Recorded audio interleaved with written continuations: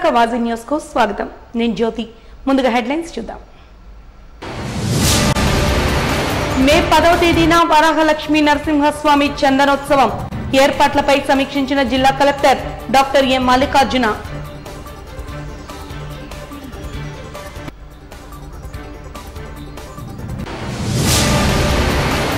ప్రపంచవ్యాప్తంగా స్థానిక భాషలకు ప్రాధాన్యత కల్పించడమే విశ్వ హిందీ పరిషత్ ప్రధాన లక్ష్యం. విలేకరుల సమావేశంలో స్పష్టం చేసిన ప్రధాన కార్యదర్శి బిపిన్ కుమార్, జాతీయ అధ్యక్షులు యార్లగడ్డ. చట్టసభల్లో వామపక్ష సభ్యుల ప్రాతినిధ్యం ఆవశ్యకం. విశాఖపట్నంలో సిపిఐ అభ్యర్థి విమల, గాజువాకలో సిపిఎం అభ్యర్థి జగ్గునాయుడును ప్రకటించిన వామపక్ష నాయకులు సిహెచ్ నరసింగారావు. ఇక వివరాల్లోకి వెళ్తే మే నెల 10వ తేదీన సింహాచలం శ్రీ వరాహలక్ష్మి నరసింహస్వామి చందనోత్సవం జరగనుందని, సంబంధిత ఏర్పాట్లపై పగడ్బందీగా ఏర్పాట్లు చేయాలంటూ వివిధ విభాగాల అధికారులను జిల్లా కలెక్టర్ డాక్టర్ ఎం మల్లికార్జున ఆదేశించారు. ఎన్నికల ప్రవర్తన నియమావళిని అనుసరించి స్లాట్ల ప్రకారం దర్శనాలకు అనుమతించాలని, ఇతర కార్యకలాపాలు నిర్వహించాలని స్పష్టం చేశారు. 10వ తేదీ ఉదయం 3:30 నుంచి 4:30 వరకు మాత్రమే అనువంశిక ధర్మకర్త, టీటీడీ నుంచి పట్టు వస్త్రాలు సమర్పించే వారికి సుప్రీంకోర్టు, హైకోర్టు న్యాయమూర్తులకు, దాతలకు అంతరాలయ దర్శనాలు ఉంటాయని పేర్కొన్నారు. Police commissioner doctor A Ravishankar, దేవాదాయ శాఖ అదనపు commissioner K Chandramohan, EO Srinivasamurthy, GVMC commissioner CM Saikanth Varma, joint collector K Mayur Ashok, ADC KS Viswanathan, DRO K Mohan Kumar ఇతర అధికారులతో కలిసి స్థానిక కలెక్టరేట్ లో మీటింగ్ హాల్లో చందనోత్సవ ఏర్పాట్లపై సమీక్ష సమావేశాన్ని నిర్వహించారు. అన్ని విభాగాల అధికారులు సమన్వయంతో వ్యవహరించి చందనోత్సవాన్ని విజయవంతంగా నిర్వహించాలని అధికారులకు సూచించారు. ఈ సందర్భంగా కలెక్టర్ ఎన్నికల ప్రవర్తన నియమావళిని అనుసరించి దర్శనాలు ఉంటాయని, పొలిటికల్ ప్రోటోకాల్ ఉండబోదని స్పష్టం చేశారు.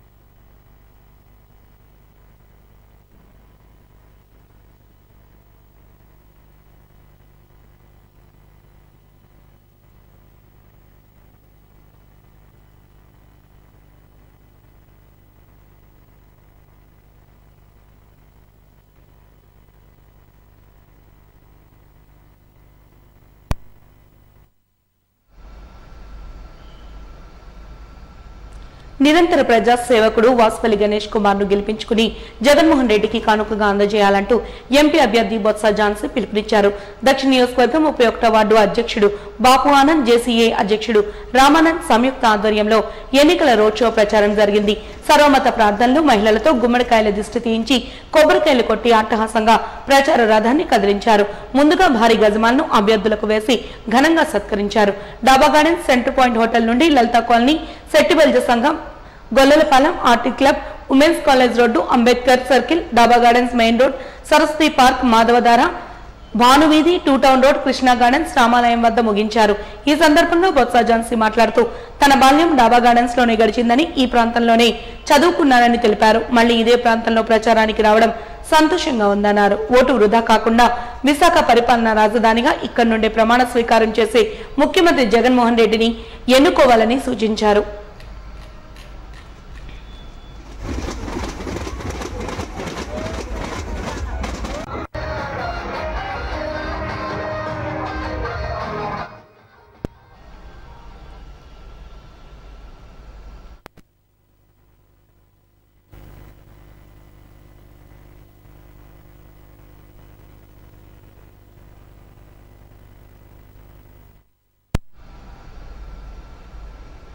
విశాఖ రోడ్లపై మరో ప్రమాదం చోటు చేసుకుంది. 3 టౌన్ పోలీస్ స్టేషన్ పరిధిలో శుక్రవారం ఉదయం జరిగిన ఓ రోడ్డు ప్రమాదం విజయనగరం జిల్లా వాసి ఒకరు మృతి చెందారు. ప్రైవేట్ ట్రావెల్స్ కు చెందిన బస్సు చక్రాల కింద నలిగి మృతి చెందడం అందరినీ కలిచివేస్తోంది. విజయనగరం జిల్లా వేపాడ మండలం కృష్ణరాజపురానికి చెందిన రాజ్ కుమార్ ఇక్కడ డ్రామాటాకీస్ మీదుగా సిరిపురం వైపు ద్విచక్ర వాహనంపై వెళ్తున్నారు. అదే సమయంలో లక్ష్మీ గణపతి గుడి వద్దకు చేరేసరికి కావేరీ ట్రావెల్స్ కు చెందిన బస్సు ఆ ద్విచక్ర వాహనాన్ని ఢీకొనడంతో రాజ్ కుమార్ అక్కడికక్కడే మృతి చెందారు. ప్రమాద సంఘటనలో రాజ్ కుమార్ నుజ్జైపోవడంతో అక్కడి వారంతా బెంబేలెత్తిపోయి పోలీసులకు సమాచారం ఇచ్చారు.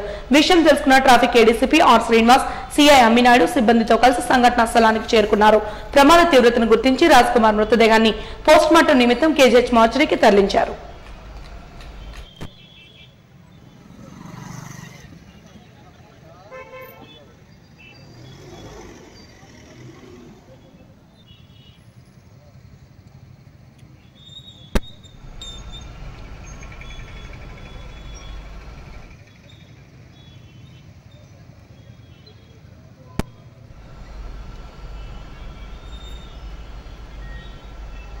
హిందీ భాషకు ప్రాముఖ్యతతో పాటు స్థానిక భాషలకు కూడా ప్రాధాన్యం ఇవ్వాలని విశ్వ హిందీ పరిషత్ ప్రధాన కార్యదర్శి బిపిన్ కుమార్ అన్నారు. ఈ మేరకు శుక్రవారం ఏయూ హిందీ భవన్లో ఏర్పాటు చేసిన మీడియా సమావేశంలో ఆయన మాట్లాడుతూ త్రిభాషా సూత్రం ప్రకారం హిందీ భాషతో పాటు దక్షిణాది వారు ప్రాంతీయ భాషను కూడా నేర్చుకోవాలని సూచించారు. మాతృభాషతో పాటు జాతీయ భాష హిందీకి ప్రాధాన్యం ఇవ్వాలనే ఉద్దేశంతో విశ్వ హిందీ పరిషత్ ఏర్పడిందని తెలిపారు. అలాగే ఐక్యరాజ్య సమితిలో హిందీని అధికార భాషగా చేర్చుకోవాలనే డిమాండ్తో తమ సంస్థ కృషి చేస్తోందన్నారు. విదేశాలలో భారతీయ సంస్కృతిని పరిచయం చేయాలనే సంకల్పంతో హిందీ భాషను విశ్వవ్యాప్తం చేయడానికి పలు కార్యక్రమాలు నిర్వహిస్తున్నట్లు వెల్లడించారు. విశ్వ హిందీ పరిషత్ జాతీయ అధ్యక్షులు యార్లగడ్డ లక్ష్మీప్రసాద్ మాట్లాడుతూ దేశ సంస్కృతి జీవన విధానంలో కూడా ఆంగ్లేయులు చొచ్చుకుని వచ్చేశారన్నారు. భాష ఏదైనా అది మన సంస్కృతి సాంప్రదాయాలపై ప్రతికూల ప్రభావం చూపేలా వ్యవహరించకూడదని సూచించారు.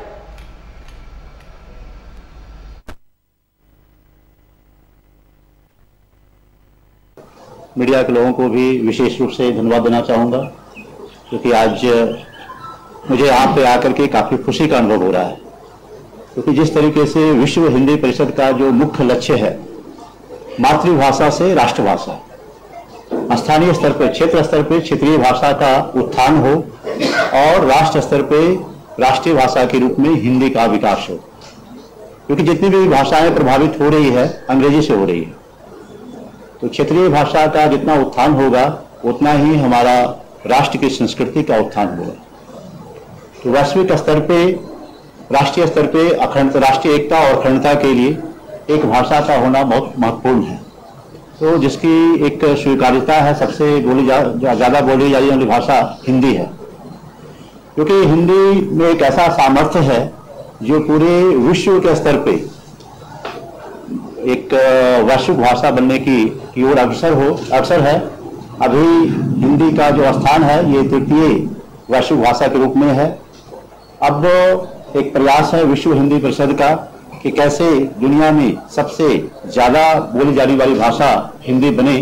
इसके लिए हम सब लोग हिंदी भाषा विश्व भाषा का एक अभियान चला रहे हैं, और मुझे बहुत खुशी है कि हमारे बीच, क्योंकि आपसे मेरा संपर्क 2018 में हुआ था, जब हम सब लोग साथ साथ विश्व हिंदी सम्मेलन में भाग लेने के लिए मॉरिशस जा रहे थे।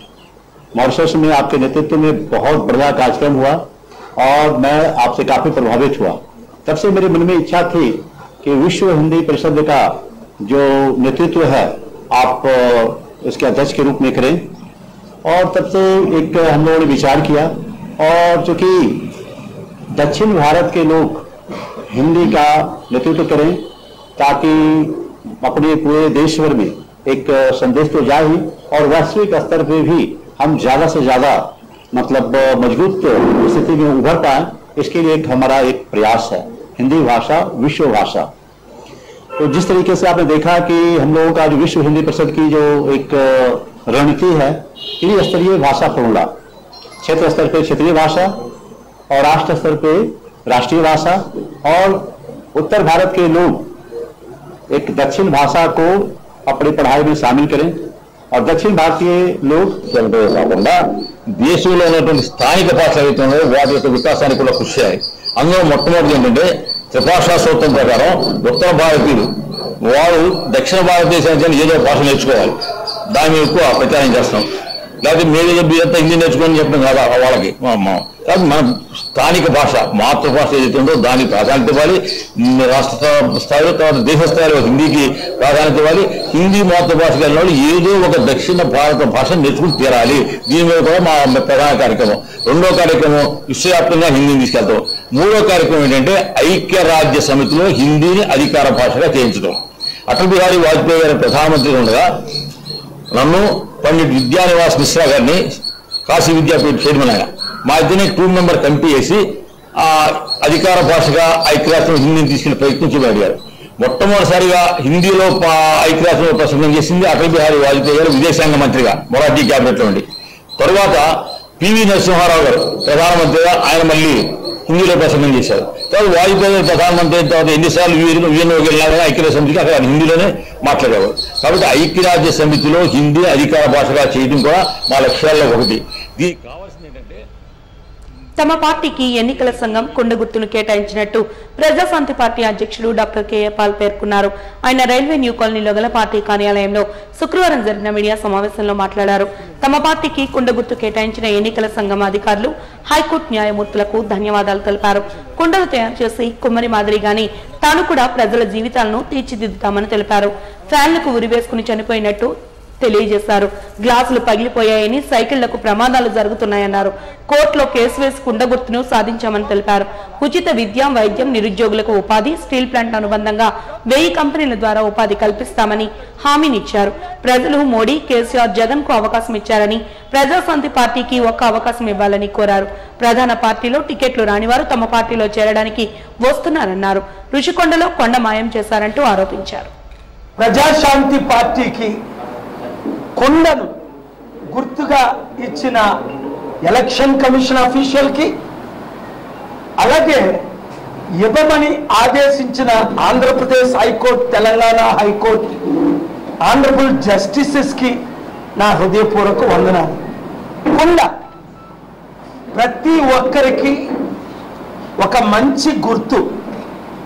ఈ కొండను మీరు నింపుకోండి, జీవితాల్ని మార్చుకోండి.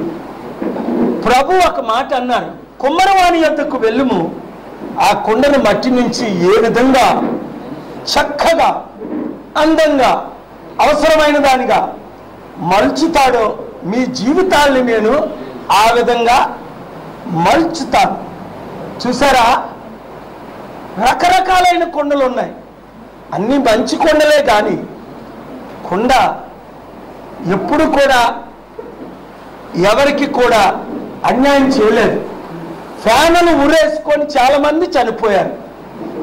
గ్లాసులు పగిలిపోయి చాలా మంది హాని పొందారు. సైకిళ్ళు యాక్సిడెంట్లు అయి 100,000 మంది చనిపోయారు. కొండ మంచినీరు ద్వారా ఒక్కరైనా చనిపోయారా? కోట్ల మందికి ప్రాణాన్ని ఇచ్చింది, జీవాన్ని ఇచ్చింది, సత్యాన్ని ఇచ్చింది, మంచిని ఇచ్చింది. కనుక నిజంగా కన్నీరు పెట్టుకోగలను ఈ కొండ గుర్తు కొరకు. ఇదే మన విజయానికి నిదర్శనం. ఇంకా మీకేమైనా అనుమానం ఉందా? అనుమానం ఉన్నవారికి అయ్యో మనకి సింబల్ ఇవ్వరని ఎంతో మంది బాధపడ్డారు. ఎంతో మంది ఈ రాష్ట్రంలో 2 ప్రధాన రాజకీయ నాయకులు ప్రయత్నించారు. నేనే పర్సనల్గా వెళ్ళి ఆనరబుల్ హైకోర్టు తెలంగాణ, ఏపీలో ఆర్గ్యుమెంట్స్ చేసి ఈ కొండ గుర్తును సంపాదించుకున్నాం. ఒకటి వినండి, ఒక్క మాట, మీ జీవితాలు మార్చుకోండి. ఇప్పుడైనా అరే స్టీల్ ప్లాంట్ ఆపిన వ్యక్తి అమ్మకుండా, ఎలక్షన్ పోస్ట్ పోన్ చేయించిన వ్యక్తి, ఆంధ్రప్రదేశ్లో 60 లక్షల నిరుద్యోగులకు ఉద్యోగాలు ఇవ్వలేరా? 2,10,00,000 మందికి ఉద్యోగాలు ఇచ్చిన ఆయన. మా 33 సూత్రాల్లో 6 గుర్తించుకోండి. మీకు ప్రజాశాంతి పార్టీని గెలిపించుకోండి, విశాఖపట్నం ఎంపీగా నన్ను గెలిపించుకోండి. 175 ఎమ్మెల్యేలు ఇప్పుడు గుర్తొచ్చింది కనుక 100 మందిని గెలిపించుకోండి. మీ జీవితాలు మార్చుకోండి. ఒకటి, అధికారంలో వచ్చిన 100 రోజుల్లో ఉచిత విద్య అందరికీ 3,10,000 మందికి ఉచిత విద్య ఇచ్చారు. ఉచిత వైద్యం అందరికీ కోట్ల మందికి ఉచిత వైద్యం ఇచ్చారు. నిరుద్యోగులు విశాఖపట్నం ఎంపీ కాన్స్టిట్యున్సీలో 8 లక్షల మంది 100 రోజుల తర్వాత 1 ఇయర్లో ఇదే స్టీల్ ప్లాంట్లో 100 కంపెనీలు పెడితే ఒక్కొక్కరికి 10,000 ఉద్యోగాలు ఇస్తే 10 లక్షలు, 1000 కంపెనీలు పెట్టి ఒక్కొక్కరికి 1000 ఉద్యోగాలు ఇస్తే 10 లక్షలు. ఒక్క నిరుద్యోగుండు నన్ను ఎంపీగా చేసుకోండి, ఒక్క నిరుద్యోగుండు ప్రజాశాంతి పార్టీని గెలిపించుకోండి. సీఎం జగన్మోహన్ రెడ్డి మాట తప్పనని చెప్పి మద్యం ఏర్లే పారేస్తున్నారంటూ జిల్లా తెలుగుదేశం పార్టీ అధ్యక్షులు దక్షిణ నియోజకవర్గ తెలుగుదేశం పార్టీ ఇన్ఛార్జ్ గంటిబాబ్జీ అన్నారు. శుక్రవారం విశాఖ టీడీపీ కార్యాలయంలో జరిగిన విలేకరుల సమావేశంలో ఆయన మాట్లాడుతూ దశల వారీగా మద్య నిషేధం పేరు చెప్పి దశల వారీగా వాటి రేట్లను పెంచుకుంటూ వచ్చారన్నారు. ఉపాధ్యాయులను వైన్ షాపుల దగ్గర నిలబెట్టిన దుర్మార్గుడు జగన్ అంటూ మండిపడ్డారు. బెవరేజ్ కార్పొరేషన్ చైర్మన్ వాసుదేవరెడ్డి ఎన్నికల్లో మద్యం పంపిణీ చేసే బాధ్యతలను తీసుకున్నారని ఆరోపించారు. ఎన్నికల్లో మద్యం పంపిణీ చేసి గెలవాలని అనుకుంటున్నారంటూ ఎద్దేవా చేశారు. రాష్ట్రంలో అరాచక పాలనను నెలకొల్పారంటూ విమర్శించారు. Visakha GVMC UCD PD Papunaidu Visakha Vaikapa కార్యకర్తగా పనిచేస్తున్నారంటూ ఆరోపించారు. విశాఖలో ఆర్పీలను ప్రభావితం చేస్తున్నారని మండిపడ్డారు. విశాఖలో జరుగుతున్న కోడ్ అవకతవకలపై కలెక్టర్కు ఫిర్యాదు చేస్తామని చెప్పారు. ఆ రోజు ఇదే ముఖ్యమంత్రి నేను మాట ఇస్తే మరో తిప్పననే పెద్ద మనిషి సిగ్గు లేకుండా ఎగ్గు లేకుండా మద్యం షాపులు పెంచుతూ తర్వాత బార్లు పెంచుతూ విపరీతమైన డబ్బు తీసుకుంటూ అన్ని వస్తువులు చిన్న వస్తువు కొంటే మనం ఆన్లైన్లో కొంటాం. ఇంత ఖరీదైన బ్రాందీ అమ్మినప్పుడు కూడా ఆన్లైన్ లేకుండా సొంతగా డబ్బులు తీసుకోవడం, బ్రాందీ అమ్మడం ఎంత ఘోరం అంటే ఏ రాష్ట్రంలో బహుశా ఇండియాలో ఏ రాష్ట్రంలో జరిగి ఉండదు. టీచర్స్ని లైన్లో పెట్టి అక్కడ గొడవ ఆడుకుంటామని చెప్పి పోలీసులు కాయవలసిన బాధ్యత టీచర్స్కి అప్పచెప్పి టీచర్స్ యొక్క పరువు తీశారు ఈ రాష్ట్రంలో.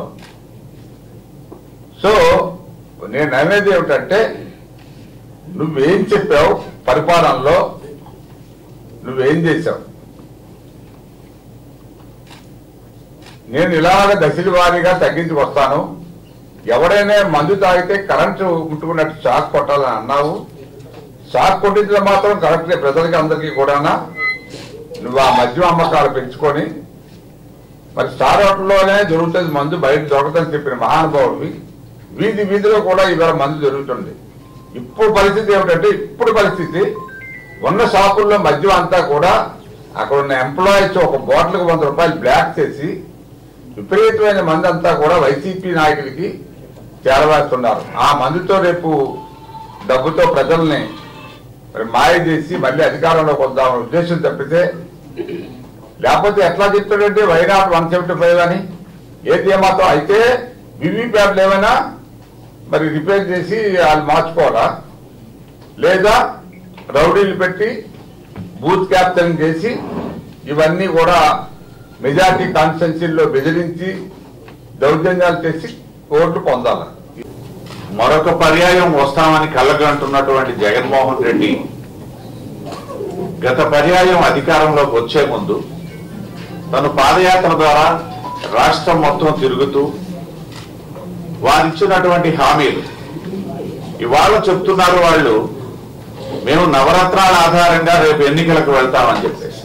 కానీ ఆ రోజు వారు ఇచ్చినటువంటి వేలాది హామీలు గ్రామీణ స్థాయి దగ్గర నుండి రాష్ట్ర స్థాయి వరకు ఉన్నటువంటి అన్ని సమస్యల్ని అడ్రస్ చేస్తూ వారు ఇచ్చినటువంటి హామీలు తొంగలో తొక్కి కేవలం నవరత్నాల ఆధారంగా అధికారంలోకి వచ్చినటువంటి మొదటి రోజు నుండి కూడా బడుగు బలహీన వర్గాల తాలూకా ఓట్లు కొనుగోలు చేసే లక్ష్యంతో, మేము నిర్మమాటంగా చెప్తున్నాం, కొనుగోలు చేసే లక్ష్యంతో మాత్రమే పాలన కొనసాగించారు తప్పిస్తే ఖచ్చితంగా బడుగు బలహీన వర్గాల తాలూకా అభివృద్ధి అక్కడ ఉన్నటువంటి ప్రధాని నరేంద్ర మోడీ గారు అయితేనేమి, ఇక్కడ ఉన్నటువంటి ముఖ్యమంత్రి చంద్రబాబు నాయుడు గారు అయితేనేమి అందరూ చేసినటువంటిదే. కానీ ఈ ముఖ్యమంత్రి వేలాది హామీలు ఇచ్చి సంక్షేమం ఆధారంగా అభివృద్ధి శూన్యంగా నడిచినటువంటి 5 సంవత్సరాల పరిపాలన. ఈ సందర్భంగా ఏదైతే రాష్ట్రంలో మద్యపాన నిషేధం అని చెప్పేసి ఒక ప్రధానమైనటువంటి హామీ, దశల వారీ మద్య నిషేధం అని చెప్పి ఏదైతే ఒకే పర్యాయం చేయడానికి ఉన్నటువంటి అవరోధాలని ఆ రోజు అడ్రస్ చేసినటువంటి నేటి ముఖ్యమంత్రి జగన్మోహన్ రెడ్డి దశల వారీ మద్య నిషేధం అని చెప్పి అధికారంలోకి వచ్చినటువంటి తొలినాలలో, అది కూడా కోవిడ్ ఉన్నటువంటి సందర్భంలో మాత్రమే కొద్ది షాపుల్ని తగ్గించి ప్రజల్ని మభ్యపెట్టి మళ్ళా ఏదైతే రాష్ట్ర వ్యాప్తంగా ఈ మద్యం తాలూకా అమ్మకాలని ప్రోత్సహిస్తూ బెల్ట్ షాపులు ఇవాళ ప్రతి అంగళ్ళలో కూడా, చిన్న చిన్న అంగళ్ళలో కూడా మద్యం దొరికే పరిస్థితికి తీసుకొచ్చినటువంటి రాష్ట్ర ప్రభుత్వం. ఒకే పెద్దలంతా చెప్పినట్టుగా 1,20,000 కోట్ల రూపాయలు మద్యం అమ్మకాలు జరిగినటువంటి రాష్ట్రంలో మేము మీ ద్వారా ఒకటే ప్రశ్నిస్తున్నాం ఈ రాష్ట్ర ప్రభుత్వానికి వచ్చినటువంటి ఆదాయం ఎంత అని చెప్పేసి ఇవాళ ప్రశ్నిస్తున్నాం.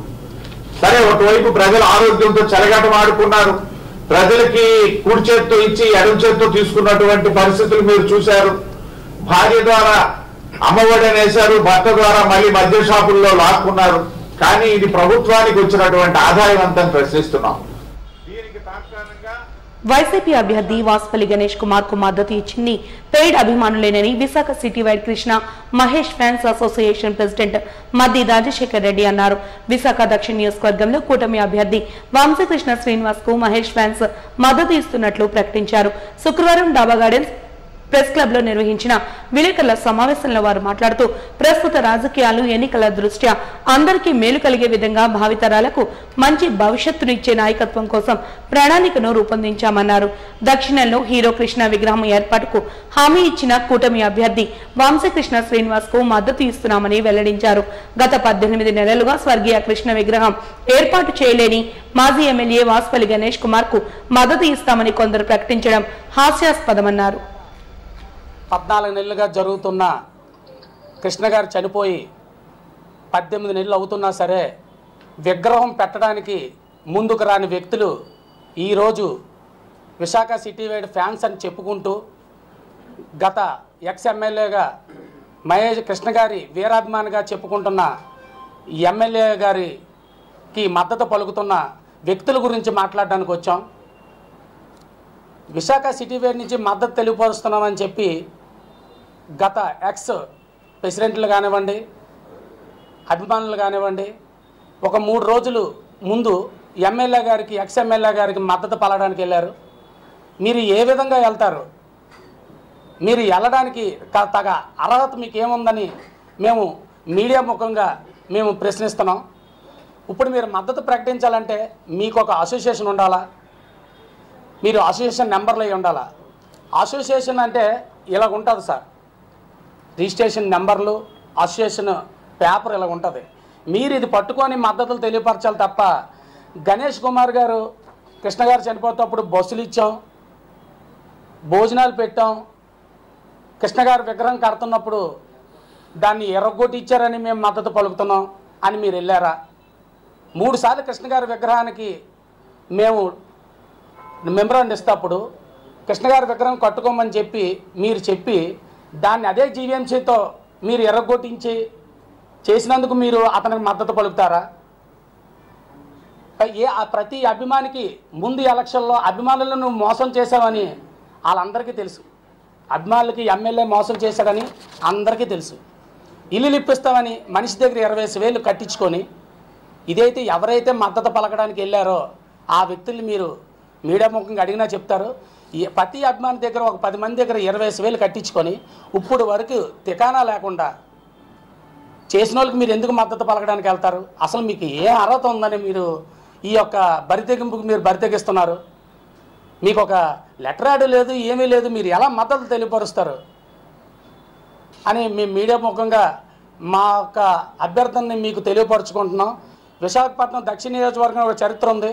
ఎవరైనా ఒక ఎమ్మెల్యే అవ్వాలంటే కృష్ణ గారు, మహేష్ అభిమానులతో పాటు మన మేఘా ఫ్యామిలీ నుంచి చిరంజీవి, పవన్ కళ్యాణ్లు అంతే వాళ్ళు ముఖ్యంగా ఇద్దరు ఫ్యాన్స్ కలిస్తేనే ఇక్కడ ఎమ్మెల్యే అవుతారు. దానికి విరుద్ధంగా గణేష్ కుమార్ గారు మా యొక్క కృష్ణ గారి విగ్రహాన్ని కట్టుకోమని చెప్పి 3 సార్లు ఇదే జోన్ 4 ఆఫీసర్స్ వచ్చి ఎర్రగొడతారు. మా మనోభావాలు దెబ్బతిన్నాయి. అందువల్ల మేము మాకు ఎవరైతే విగ్రహానికి మద్దతు పలుకుతారో మేము వాళ్ళకి మద్దతు పలకడానికి మా అసోసియేషన్ సిటీ మొత్తం అంతా కృష్ణ ఫ్యామిలీకి, చిరంజీవి ఫ్యామిలీకి మద్దతు పలుకుతారో వాళ్ళకి మా మద్దతును ప్రకటిస్తాం. ఎవరైతే ఇప్పుడు జనసేన నుంచి, టీడీపీ నుంచి బీజేపీ నుంచి ఎవరైతే ఉమ్మడి క్యాండిడేట్ ఉన్నారో మా అసోసియేషన్ నుంచి మేము వాళ్ళకి మద్దతు పలుకుతాం. రాష్ట్ర ఎన్నికల సాధారణ పరిశీలకులు రామ్మోహన్ మిశ్రా విశాఖపట్నం జిల్లాలో పర్యటించారు. రాజమండ్రి నుంచి రోడ్డు మార్గం ద్వారా జిల్లాకు చేరుకున్న ఆయన్ను జిల్లా collector doctor A Mallikarjuna, police commissioner doctor A Ravishankar Aganampudi వద్ద కలిసి సాదర స్వాగతం పలికారు. అనంతరం పరిశీలకులు అగనంపూడి వద్ద ఏర్పాటు చేసిన తనిఖీ కేంద్రాన్ని సందర్శించారు. అక్కడ అధికారులు చేపడుతున్న చర్యలపై ఆరా తీశారు. అక్కడి నుంచి గాజువాక ఆర్ఓ కార్యాలయానికి చేరుకుని అక్కడ పరిస్థితిని గమనించారు. కంట్రోల్ రూమ్ ను పరిశీలించారు. ఎన్నికల ప్రవర్తన నియమావళి అమల్లో చేపడుతున్న చర్యల గురించి అడిగి తెలుసుకున్నారు. తనిఖీ కేంద్రం గాజువాక పరిధిలో తీసుకున్న చర్యలు, అధికారుల నియామకం గురించి జిల్లా కలెక్టర్ పరిశీలకులకు వివరించారు. అనంతరం పరిశీలకులు జిల్లా కలెక్టరేట్ కు చేరుకోగా అక్కడ ఆయనకు జిల్లా joint collector K Mayur Ashok, జిల్లా రెవెన్యూ అధికారి కె మోహన్ కుమార్ పుష్పగుచ్చాలను అందజేసి స్వాగతం పలికారు. ఈ క్రమంలో పరిశీలకులు కలెక్టరేట్ కాంప్లెక్స్ లో ఏర్పాటు చేసిన వివిధ కంట్రోల్ రూమ్లను, అనుమతి జారీ కేంద్రాలను తనిఖీ చేశారు. Single window desk, media monitoring centre, social media care centre, 2407 control room, MCC, expenditure తదితర కేంద్రాలను సందర్శించారు. ఆయా కేంద్రాల్లో అధికారులు చేపడుతున్న చర్యల గురించి వివరాలు అడిగి తెలుసుకున్నారు. రిజిస్టర్లను తనిఖీ చేశారు. పలు అంశాలపై జిల్లా కలెక్టర్ పరిశీలకులకు క్షుణ్ణంగా వివరణ ఇచ్చారు.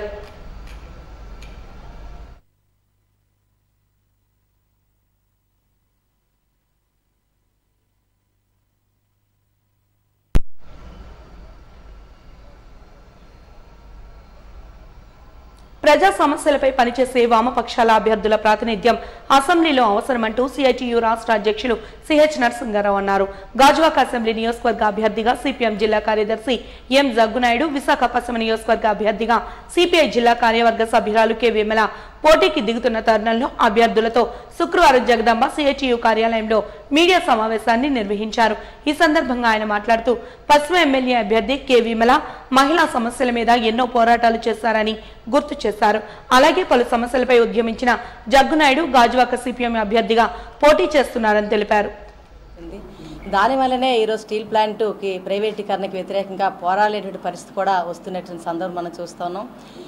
అలాగనే ఈరోజు మతతత్వ పార్టీ బీజేపీని గద్దెదించాలనే ఒక ఉద్దేశంతో Congress, CPI, CPM party, Aam Aadmi పార్టీలు కూడా ఇండియా కూటమిగా ఏర్పడ్డాయి. అది ప్రధానంగా అందరికి కూడా అవసరమైనట్టు. ఈరోజు మనం చూసుకున్నట్టయితే దేశవ్యాప్తంగా మతాల మధ్యన చిచ్చురేపడంతో అనేక మంది ఈరోజు బలైపోతున్న సంఘటనలు మనం చూస్తున్నాం. మణిపూర్ ఘటన కానివ్వండి, ఇతర అనేక చోట్ల చూసుకున్నట్లయితే మతాల మధ్య ఘర్షణ జరుగుతూ ఉంది. కాబట్టి మతతత్వ పార్టీని గద్దెదించాలి. అలాగనే పెట్టుబడి బూర్జువా పార్టీలన్నింటి ఈరోజు గద్దెదించాలనే ఒక ఉద్దేశంతో ప్రజల మధ్యకి పాలన, ప్రజల సమస్యలు గుర్తెరిగినటువంటి వాళ్ళు కమ్యూనిస్టు పార్టీ వాళ్ళు. కాబట్టి కమ్యూనిస్టు పార్టీలకి ఒక అవకాశం ఇవ్వండి. ఒక మార్పు కోసం ఒక ప్రయత్నం చేస్తున్నా. ఖచ్చితంగా చట్టసభలలో ప్రజల వాణిని వినిపిస్తాం, ప్రజల సమస్యల మీద గొంతెత్తాం. అలాగే ఇప్పటికీ ఇల్లు లేని పేద దాదాపు 2 లక్షల మంది ఉన్నారు విశాఖపట్నంలో. వారికి నగరానికి దూరంగా 30-40 కిలోమీటర్ల దూరంలో ఇల్లు ఇస్తామని చెప్పి అంటున్నారు. అప్పుడు ఆ ఉపాధి పరిస్థితి ఏమవుతుంది? విశాఖపట్నంలో ప్రభుత్వ భూములు ఉన్నాయి కాబట్టి ఈ విశాఖపట్నంలోనే వాళ్ళకి నిర్మించేలా, ఉపాధిని కాపాడేలా అవసరమైన కృషిని, పోరాటాన్ని మేము చట్టసభలో చేస్తామని చెప్పని ఈ సందర్భంగా మీ దృష్టికి తెలియజేస్తూ ఉన్నాం. ఈ విధంగా ప్రజలకు సంబంధించి, కార్మికులకు సంబంధించి, మహిళలకు సంబంధించి, యువతకు సంబంధించి సమస్త విశాఖపట్నం ప్రజానీకానికి సంబంధించిన సమస్యల మీద మేము అసెంబ్లీలో గొంతెత్తి నిలదించి ఈ హక్కుల్ని, సమస్యల్ని పరిష్కారం చేయడానికి అవకాశం ఉంటుందని చెప్పి భావిస్తున్నాం. అందుకని మా ఇద్దరిని అసెంబ్లీ పంపించడం ద్వారా గాజువాక, విశాఖపట్నం వెస్ట్ పరిస్థితే కాకుండా మొత్తం విశాఖపట్నం ప్రజానీకం తాలూకా హక్కుల్ని, సమస్యలు పరిష్కారం చేయడం కోసం అవకాశం కల్పించాల్సిందిగా మీ అందరికీ, మీ ద్వారా ప్రజానీకానికి విజ్ఞప్తి చేస్తా ఉన్నాం. జగ్గునాయుడు గారు ఆంధ్ర స్టీల్ కార్మికుడిగా పనిచేసేవారు. ఆంధ్ర స్టీల్ యజమానితో పోట్లాడడం అంటే ఆ రోజు విశాఖలోనే పెద్ద చరిత్ర. భద్రం గారు అధ్యక్షులుగా ఉండి పెద్ద పోరాటం జరిగింది. తర్వాత కాలంలో జగ్గునాయుడు గారు ఆంధ్ర స్టీల్లో పనిచేస్తూ అక్కడ కార్మిక నాయకులుగా వచ్చి జీవితం అంతా అప్పటి నుంచి కూడా పూర్తికాలం కార్యకర్తగా పనిచేస్తున్నారు. అత్తిలి విమల గారి గురించి మీ అందరికీ కూడా తెలుసు. ఆమె మహిళా సంఘం రాష్ట్ర ఉద్యమంలో ఒక ముఖ్య నాయకులుగా ఉంటూ విశాఖ జిల్లా ఎక్కడ ప్రజా ఉద్యమాలు జరిగినా, కార్యక్రమాలు జరిగినా ప్రజా సమస్యల మీద నిరంతరం పోట్లాడుతున్నటువంటి కార్యకర్త, నాయకురాలు విమల గారు. 2 వామపక్షాలు ఇక్కడ పోటీ చేస్తున్నాయి. అయితే వామపక్షాలకు మీకు ఎన్ని ఓట్లు వస్తాయి, ఎన్ని సీట్లు వస్తాయి అని మామూలుగా మీడియా చెప్తున్నారు. మేము ఈరోజు ఆంధ్ర రాష్ట్రంలో ఒక ఎజెండాని క్రియేట్ చేయగలిగాం. మిగిలినటువంటి ఏ పార్టీ కూడా వారికి ఒక ఎజెండా లేదు.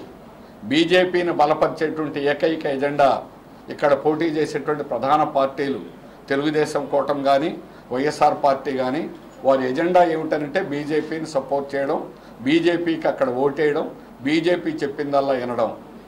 కానీ మేము ఆంధ్ర రాష్ట్రానికి ఒక ఎజెండా వామపక్షాలు సెట్ చేయడం అనేటువంటి జరుగుతుంది.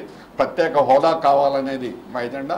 పోలవరం ప్రాజెక్టు దాని నిర్వాసితులకు న్యాయం జరగాలనేది.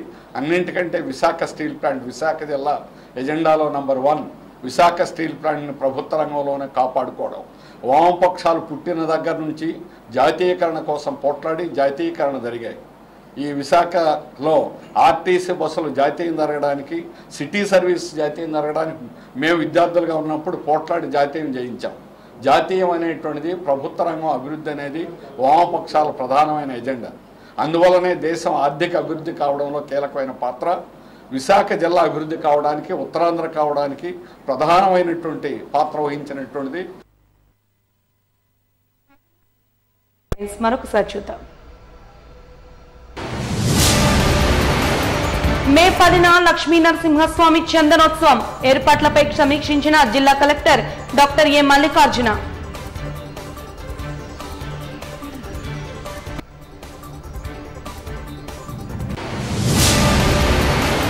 ప్రపంచవ్యాప్తంగా స్థానిక భాషలకు ప్రాధాన్యత కల్పించడమే విశ్వ హిందీ పరిషత్ ప్రధాన లక్ష్యం. విలేకరుల సమావేశంలో స్పష్టం చేసిన ప్రధాన కార్యదర్శి బిపిన్ కుమార్, జాతీయ అధ్యక్షులు యార్లగడ్డ. చట్టసభల్లో వామపక్ష సభ్యుల ప్రాతినిధ్యం ఆవశ్యకం.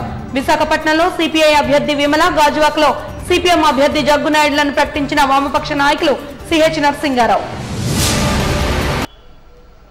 వాజీ న్యూస్ ఇంతటితో సమాప్తం. నమస్కారం.